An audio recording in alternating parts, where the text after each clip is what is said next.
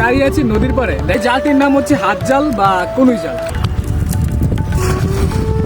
আপনি যদি নদীর তীরবর্তী অঞ্চলের কোনো মানুষ হয়ে থাকেন তাহলে এই পদ্ধতিতে মাছ ধরার দৃশ্যটা আপনার কাছে পুরনো, হয়তোবা এই অনুভূতিটা অনুভব করা হয়ে গেছে আপনার। আর যদি আপনি শহর অঞ্চলের কোনো মানুষ হয়ে থাকেন তাহলে এই পদ্ধতিতে মাছ ধরার দৃশ্যটা আপনার জন্য খুবই নতুন, এবং এই অনুভূতিটা হয়তো অনুভব করার সৌভাগ্য আপনার হয়ে ওঠেনি। এখন আমি দাঁড়িয়ে আছি নদীর পাড়ে। দেখা যাক গ্রামের সেই ঐতিহ্যবাহী পুরনো পদ্ধতিতে হারিদা নদী থেকে কি মাছ উঠে আসে। চলুন। এই জালটির নাম হচ্ছে হাত জাল বা কনুই জাল। এই জালটি গ্রাম বাংলার ঐতিহ্যবাহী একটি জাল। নদী নালা, ছোট খাল বিল থেকে ছোট বড় দেশি মাছ, দেশি জাতীয় মাছগুলো এই জালের মাধ্যমে ধরা হয়। তো এই জালটা সঠিকভাবে ফেলতে পারলেই মোটামুটি অর্ধেক কাজ।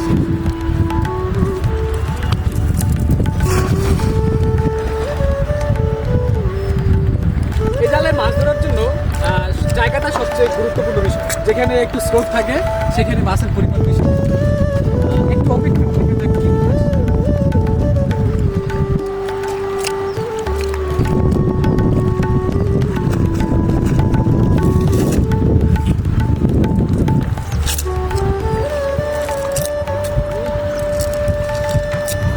জাল দিয়ে মাছ ধরা সবচেয়ে বড় জিনিস হচ্ছে শখ এবং শান্তি।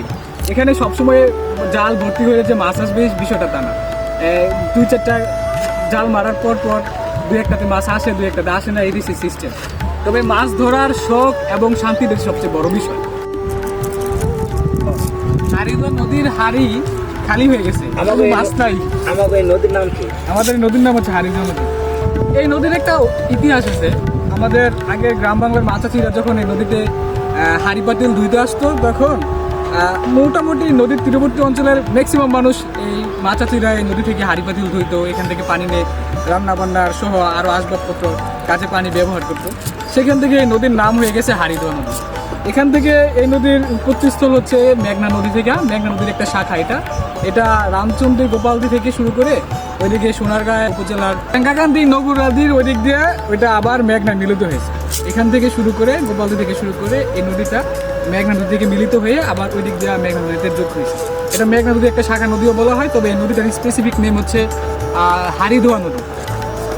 তো হারিদোয়া নদী থেকে হাড়ি পাতিলের যেই ঐতিহ্যটা সেটা আমরা ধরে রাখতে পারলাম না, হাড়ি পাতিল ধরতে পারলাম না মাছ ধরে। এটা তো সবচেয়ে বড় দুঃখ। আমাদের হাড়ি পাতিলগুলো খালি, মাছ নাই, নদী পুরা খালি। মাছ ধরাটা হচ্ছে একটা শখ, আর এই শখের পাশাপাশি একটা শান্তির বিষয়। এখানে মাছ উঠুক বা না উঠুক এটা বিষয় না, বিষয়টা হচ্ছে শখ এবং শান্তি।